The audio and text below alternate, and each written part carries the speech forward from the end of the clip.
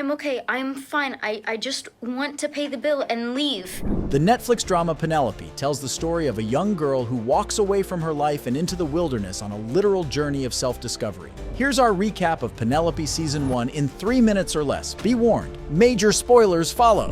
16-year-old Penelope is on a school camping trip in the Pacific Northwest when she feels a strong pull to explore the surrounding wilderness. Without telling anyone, she turns off her phone's tracker and leaves the camp for the woods. For the first few days, Penelope manages her way in the wilderness, despite having no experience with the outdoors. She figures out how to build a camp and bonds with nature. Her encounter with a bear cub seems cute at first until a mama bear shows up and destroys her camp. She received help from Helena, an activist who camps out in the woods to stop logging. She leaves after loggers take down trees in the area, and Penelope is alone again. Penelope comes across a trio of church kids who have gone into the wilderness to reconnect with God. She grows close to one of the boys, Peter, and begins to rethink her plan of staying alone in the woods. When Peter heads back to town, he leaves a note with his contact information if she ever decides to return to civilization. She burns the note, angry that he decided not to stay in the woods with her. When winter sets in, Penelope struggles to stay warm. She is attacked by a cougar, and even though she fights it off, she is left with bite wounds. As her health takes a turn for the worse, she decides to head back to town. In her weakened state, she begins to hallucinate seeing her mother, causing her to run into a tree and black out.